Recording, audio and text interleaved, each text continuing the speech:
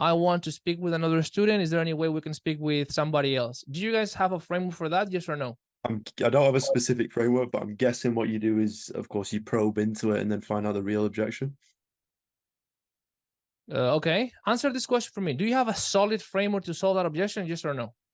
No. No, no, and Frank? No. Okay, so then I'm going to teach it.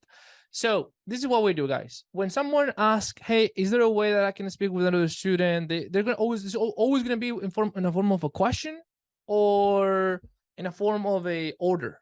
Let me speak with some of the students, yada, yada, yada, blah, blah, blah. Okay. So first thing, if they ask you, say, never say automatically, oh yeah, that makes total sense. Yeah, definitely. Because now you're cooked. You're cooked. So you can just go back. So carefully listen to what they're saying, and you're going to just be like skeptical. I don't understand. Like, how do you mean? Okay. That's the best. That's how I recommend you to do it. It's like all confused, man. How do you mean talking with another student? That will just buy you some time. We'll get the guy to expand. Yeah, I just want to see the experience from someone else, that has been inside of the program, someone who was in my similar situation, yada, yada, yada, blah, blah, blah, blah, blah. Okay. There are different ways to do this. There are different ways. So I'm going to give you two. So not overwhelm you. You pick whatever you want. So the first one is probe into it. Okay. So let's say that we were able to pair you with a student. Let's say that was a possibility. What are you hoping to get out of that conversation? Right? And you will just get the real thing. That's what we're trying to do. Because I want to speak with someone else is not an objection. Okay. It's just a smoke screen for the real thing. Okay. And that way is that way you can just get the real thing. Oh, okay, got you. So really what is concerning you, if this is going to work for you? Yes, boom. You passed that objection. Now we're talking about that he's not sure about it's going to work for him. Does that make sense? Yeah. It's just, what are you hoping? What kind of clarity, what kind of information are you hoping to get after speaking with a student? And then boom, you will get the real thing. Sometimes they will just stay there. It was, it's just kind of like what I like to do. Just see, it's common practice, like whatever the bullshit they want. Okay. And now what I like to do is I just neglect it. I just neglect it and tell them that is not possible, but I frame it in their own benefit. Okay. That's one way to do it. Another way to do it, if you can do it, because not everybody can, is you just did what I did the last time. Okay, so what you're saying, correct me if I'm wrong, is that you're looking to speak with someone who has gone through a program like this, who's blah, blah, blah, blah, blah, blah, so that you can get a pulse of that. And they say, yeah. And they say, you have one of them in front of you. What questions do you have? Okay. I was doing that all the time when I was selling NAS. It's like, oh, you have one in front of you. Tell me, what questions do you have? Oh, did you went through the program? Yes, I did. Well, how can I help you? Question on that, Paulo. Not everybody here has gone through NAS, so how can we use that for them? So then if you haven't gone through NAS, there's the next level, another layer of that way of handling, which is, okay, so really what I'm hearing, correct me if I'm wrong, is that you want to speak with someone who has gone through a coaching, one-on-one hands-on coaching, mentoring trajectory to really understand how was that experience. You see what I'm saying? You want to speak with someone who has gone through a one-on-one coaching, mentoring trajectory so that you can ask them, how was the experience? And they're going to say, yes. And then you're going to say, yeah, you're talking with one of them. What questions do you have? Because I've gone through a one-on-one mentoring trajectory. So tell me, what questions do you have? It doesn't have to be specifically NAS.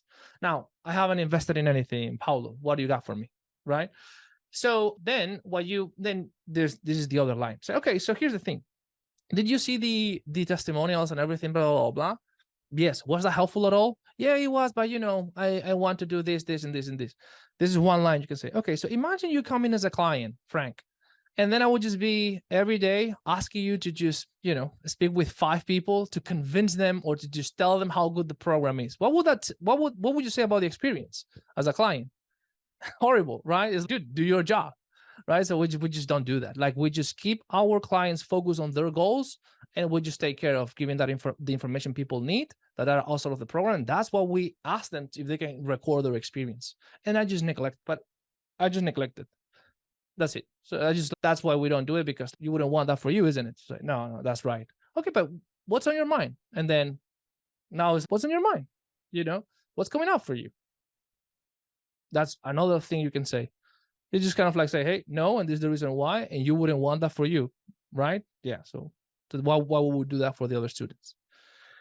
If they insist, like if you have that guy who's, nope, this is a belief that is like very, very ingrained in my mind, you can use the last card in your arsenal, which is the identity association. Okay, it's very strong, it's very powerful, and if all the tools haven't worked, this is going to work. It always works, so use it.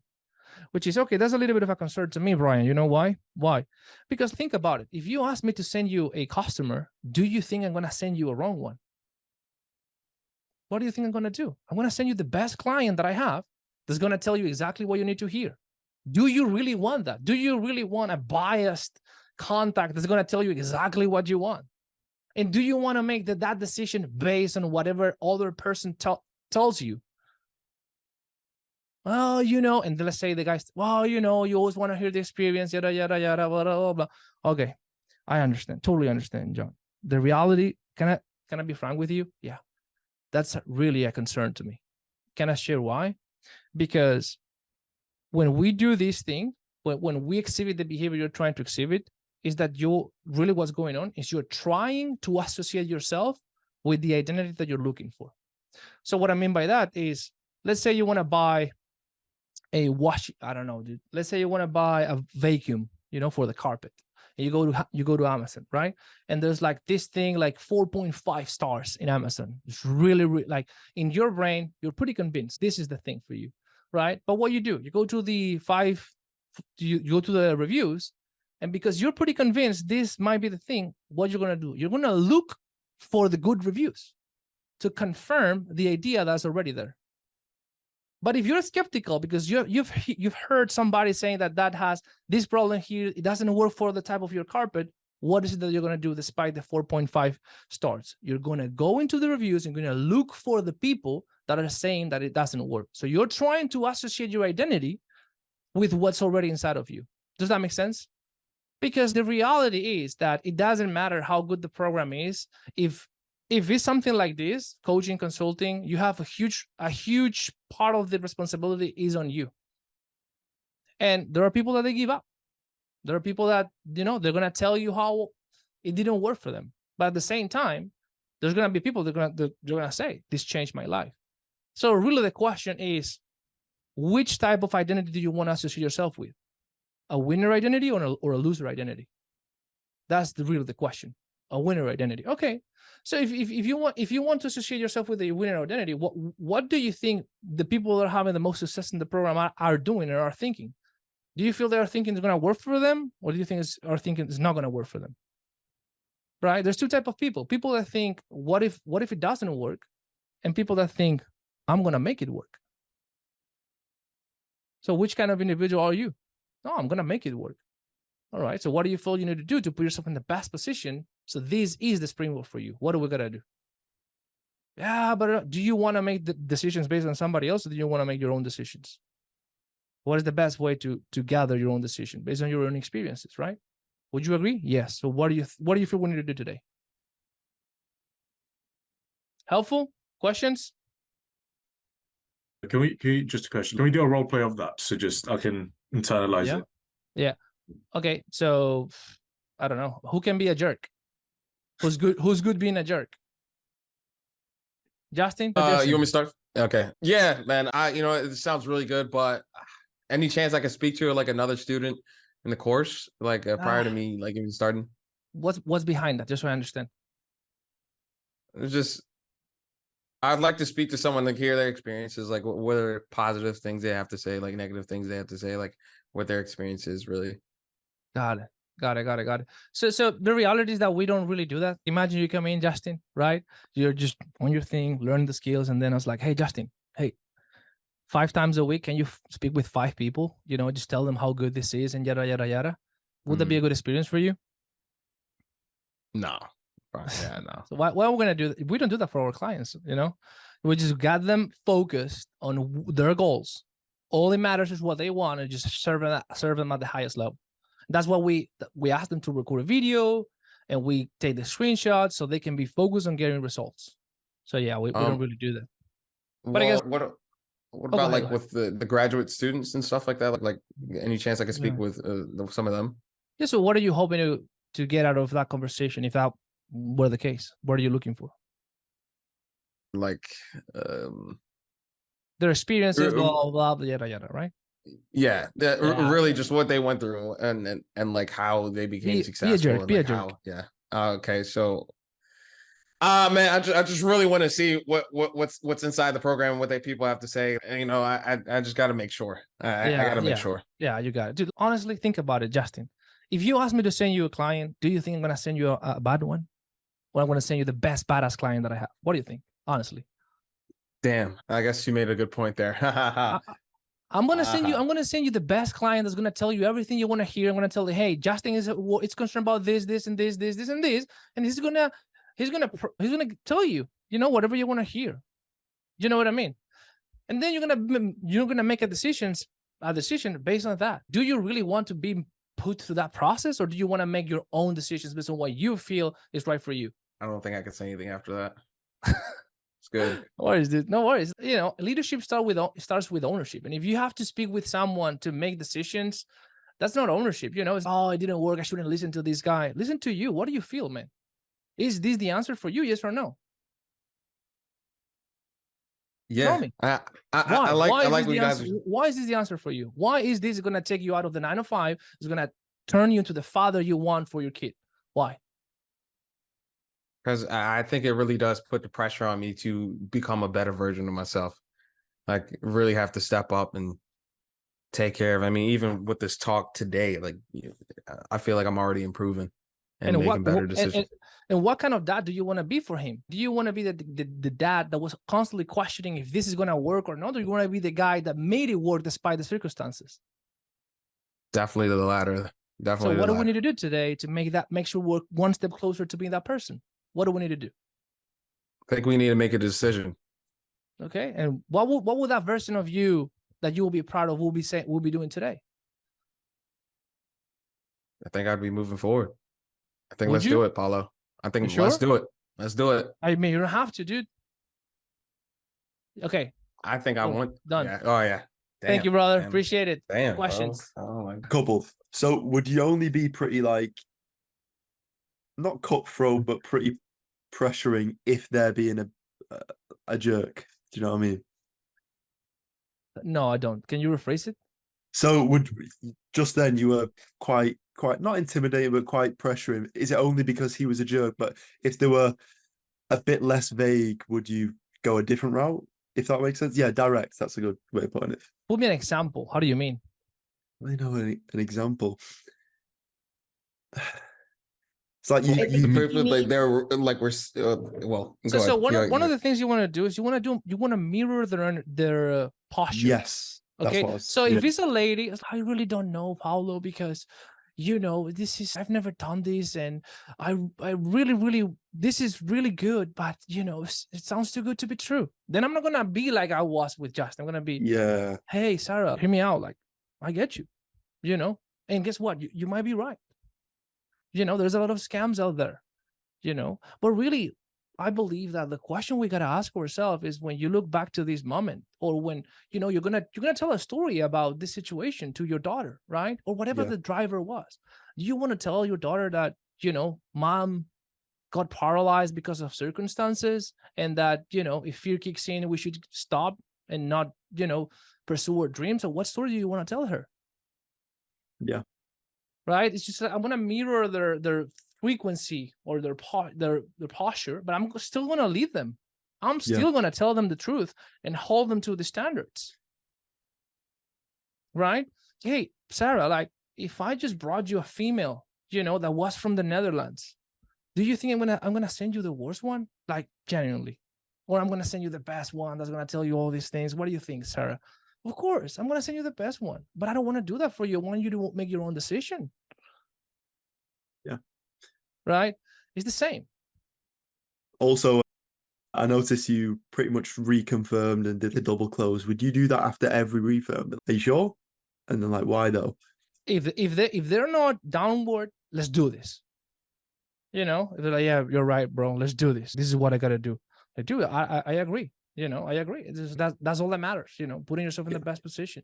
Oh yeah, let's do it. Okay, so what's your billing address? Oh, okay. So let me walk you through the enrollment process. But if they are like Justin was, yeah, I think what I should do is do it. Yeah, I think my version would do it. Is uncertainty, is conditional language, is not downwards. Yeah, what I should do is doing it. Should you? I don't mean like you don't have to. Right? Yeah. If they are like over the line, I just do you really? You don't have to do this. Come on.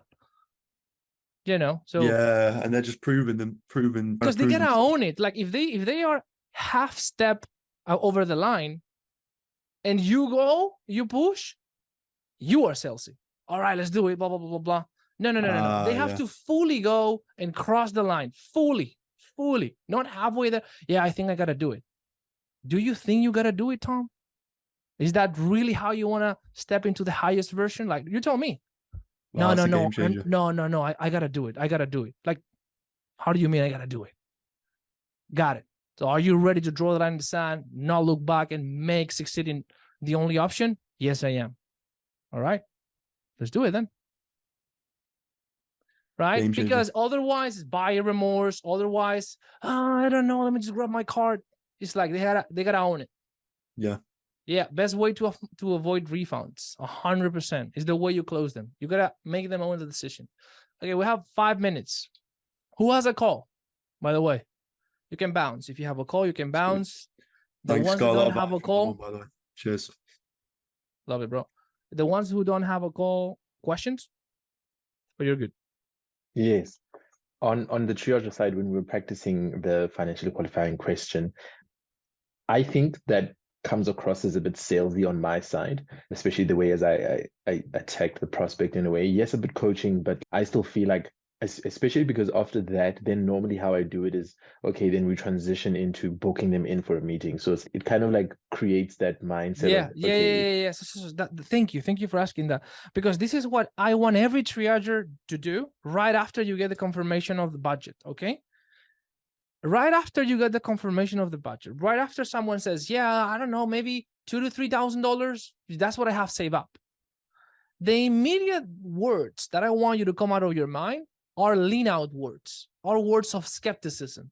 So you go, let's say I'm saying, yeah, but if the opportunity presents itself, you know, forget about us. Like, what is available, you know, or let's say you threw the range. Does that fit within your, does that range fit within your situation or not really? Yeah, it fits, you know, 2K I could do, but more than that, definitely not 9K. Now I have the information. Do I or no? I have the information. He just said 1 or 2 I could do, but not 9K. This is what I'm going to say always. Okay, so 1 or 2K? Well, I wouldn't even ask that. I would say directly, okay, and again, we're not even sure at this stage. That's what I want you to say. You want to say, okay, and again, like at this stage, we're not even sure, Sally. I'm just really trying to understand what will be the best next step from here. And based on what you said, really the next step from here would be having a conversation with one of our NAS coaches where they can really break it down, everything for you, give you full clarity on how you can get to your goals and appointment setter. And, you know, based on that, and go from there based on that. So I'm looking at my calendar. So the very first words are going to be, and again, at this stage, we're not sure yet, right? So you're just going for the financial qualifier to say, yeah, I have savings, so maybe 2 or 3K I will be willing to put in if it's what I'm looking for. And then you go, okay. But again, like we're not sure at this stage, you know, just trying to really understand where you're at, just so that I can point you in the right direction. Always say that right after you get the number. Yeah, I don't know, maybe 2,000, 3,000, something like that. Yeah, maybe. But again, I don't know at this stage. I'm not sure. Really just trying to understand where you're at so I can point you to the best next step from here. Yeah, is that helpful, Tato? Yeah, it's not. I don't want you guys to feel that this is salesy, because it's not. Like the financial qualifier is not salesy because it has nothing to do with our program. Nothing to do. It's like when the opportunity presents itself, you know, what kind of funds do you have available? in the event that's what's available. Like, what are you willing to put in so that you can get to your goals? I'm not saying it's us. I'm not saying it's us. It's just whatever the opportunity might be. I'm not even saying it's appointment setting. So it's not salesy. It's just like, where are you at financially? Because if you tell me right now financially, and this is true, that you are only willing to invest $500 for your dreams, then I'm not gonna, I'm gonna point you in a direction that is appropriate to that type of mindset, to that type of belief system. Right? And if it's unreasonable, I might challenge you. All right. So basically, Sally, what you're saying is that your goal is to make 150, 120K per month. And for you to be able to get there, you're willing to put $500? Yes. And do you think that kind of goal, that kind of budget is sufficient to aspire to that kind of goal? Or how do you feel? Right? Just challenge them a little bit, because that's unrealistic. And then you just go, well, like really, in my experience, what you're going to find is between 1 to 6K if you really want to have something, blah, blah, blah, blah. How do you feel about that? Helpful? Tato, you're good? That is like, damn, hold on. Yeah, sorry, I'm just sorting a situation with theory here. But yes, 100%. If you need to bounce, you're good. No, but yeah, I'm good. Okay. Guys, if you need to hop off, you can hop off. I just want to make sure that if you I still have a couple minutes so I can cover some questions if you guys have. If not, that's fine. Well, one question then. So Sure. as far as throwing out the financial qualifier, I know you mentioned right after mentorship, but we also have goals there too. So it's like, should we hit Yeah. mentorship? You can do mentorship, then goals, and then the financial qualifier. But I was just putting an example where the red flag. Someone mentioned the 50. Yeah. Yes. So it's like you saw red flags right at the beginning. So it's like, whoa, I'm gonna have to financially qualify this person. What's the soonest place? Is right after the rationale. Yeah. But if you're like, yeah, no red flags whatsoever, yeah, just go through. Like, again, the financial qualifier is not mandatory. It's not mandatory. It's only when you see a flag. If the guy is like, I'm the art director of a firm that does $500,000 a month, I'm doing really well, but I hate it, dude. Like, I really hate it. I'm not gonna financially qualify that guy. Does that make sense? That's sensory acuity. That is awareness. You need to have awareness of who you should qualify, because preferably we don't want to financially qualify anybody, because that raises some defenses from them based on the belief systems they have on money, not because we're salesy. It's because they have limiting beliefs around money. That has nothing to do with you, right? But of course, like if we're packed or this person has given me like 3 red flags, I have to, it's my responsibility to put people in the calendar that they have money or high intent. I'm just not going to put broke people. So the soonest is, you thinking after rationale or the mentorship? After the mentorship, sorry. Okay, cool. Copy. Yeah. That's what I thought too. Again, if you're in doubt, always financially qualify. Always. It's just better. If you're in doubt, always financially qualify. But if you go, no, this guy is solid. Like, I have proof. Like, he said this or he's making this. I'm not gonna financially qualify this guy. Like, if he wants to do it, he's gonna find the money. Then great. Then don't financially qualify them. But these people, I live in Pakistan or like questionable countries. They are making 1K per month. You have to financially qualify them. You have to.